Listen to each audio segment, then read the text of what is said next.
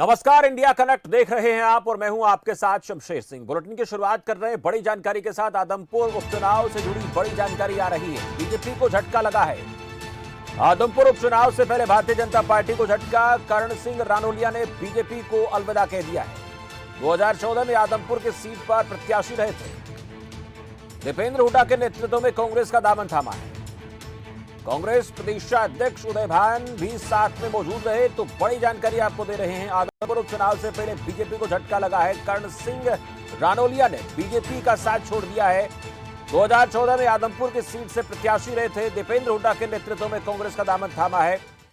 अमित वर्मा हमारे संवाददाता इस खबर पर ज्यादा जानकारी देंगे। अमित, आदमपुर उपचुनाव से पहले बीजेपी के लिए ये बुरी खबर कह सकते हैं। कर्ण सिंह रानोलिया जो भाजपा को छोड़कर अब कांग्रेस के हाथ के साथ चले गए हैं।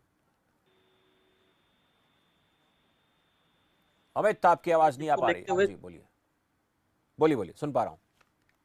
जी बिल्कुल, आदमपुर उपचुनाव की बात करें तो लगातार जैसे जैसे उपचुनाव का समय आ रहा है वैसे वैसे सरगर्मियां बढ़ती जा रही है। कुछ दिन पहले जो बीजेपी के पूर्व वित्त मंत्री थे संपत सिंह वो कांग्रेस में शामिल हुए थे आज, और एक बड़ा झटका बीजेपी को लगा क्योंकि आज बीजेपी के 3 बड़े नेता आज कांग्रेस में शामिल हुए हैं। उनका साफ तौर क्योंकि जो कर्ण सिंह रानोलिया था और लगभग बीसी सीट से लगातार जो वोट बैंक था, बीसी वोट से बहुत ही ज्यादा उसके वोट आते थे, जिसको लेकर यहाँ पर बीसी के लिए बीजेपी के अंदर बहुत ही बड़ा झटका लगा है। और लगातार अब कुछ दिन पहले भी एक अपडेट आ रही थी कि लगातार और भी नेता कांग्रेस में शामिल होने की लगातार कोशिश कर रहे हैं और लगभग 2 या 4 दिनों के अंदर और बीजेपी के नेता कांग्रेस में शामिल हो सकते हैं। जी बिल्कुल अमित वर्मा, इस प्रकार की खबरें आने वाले दिनों में और भी आ सकती हैं, क्योंकि ऐसा कहीं ना कहीं एक संकेत मिल रहा है कि इस सीट से अगर कोई बीजेपी का प्रत्याशी हो सकता है तो वो भजनलाल परिवार से ही होगा। इस बात की संभावनाएं ज्यादा हैं। तो ऐसे में इन लोगों के सामने विकल्प नहीं बचा है। तो उनके सामने विकल्प यही, अगर दोबारा से वो चुनाव में आना चाहते हैं, चुनाव मैदान में आना चाहते हैं, तो फिर कांग्रेस है,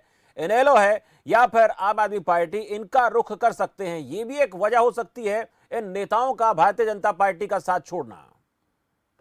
जी बिल्कुल, जैसे कि कांग्रेस से जिस दिन से कुलदीप बिश्नोई बीजेपी में शामिल हुआ है उसी दिन से लगातार बीजेपी के नेता लगातार बीजेपी छोड़कर अन्य पार्टियों में जा रहे हैं।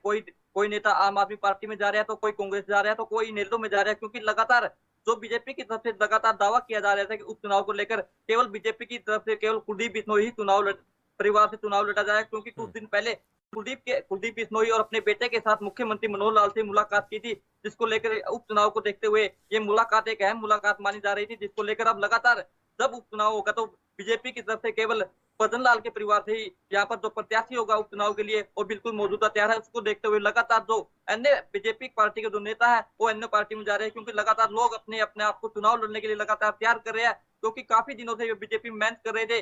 जिस वक्त कुलदीप बिश्नोई बीजेपी में शामिल हुए हैं उसी वक्त लोगों की आस टूटती जा रही है और अन्य पार्टियों में विश्वास लगातार बिल्कुल इस तरह की खबरें सामने आ रही हैं अमित, क्योंकि जो लोग इस वक्त भारतीय जनता पार्टी में हैं और उनका ये सपना रहा होगा कि आदमपुर का उपचुनाव हो सकता है उन्हें भारतीय जनता पार्टी टिकट दे, लेकिन ऐसे कयास लग रहे हैं कि यहां से कुलदीप बिश्नोई यानी भजनलाल परिवार से प्रत्याशी बीजेपी का हो सकता है। हालांकि यह फैसला तो भारतीय जनता पार्टी को करना है, पर इसकी एक संभावनाएं बन रही है जिसके चलते ऐसा देखा जा सकता है कि कुछ लोग बीजेपी का दामन छोड़कर दूसरी पार्टियों में जा रहे हैं। लेकिन इसका नुकसान क्या भारतीय जनता पार्टी को होगा, ये चुनाव नजदीक आएगा। चुनाव जब होगा उसके बाद परिणाम सामने आएंगे तब पूरी तरह से साफ होगा। बहुत शुक्रिया अमित इस पूरी जानकारी के लिए। तो अमित हमारे संवाददाता हमें अपडेट दे रहे थे कर्ण सिंह रानोलिया को लेकर, जिन्होंने भारतीय जनता पार्टी छोड़ दी। तस्वीरों में आप देखिए दीपेंद्र हुड्डा उनके साथ दिख रहे हैं और उनकी मौजूदगी और इसके साथ साथ उदय भान,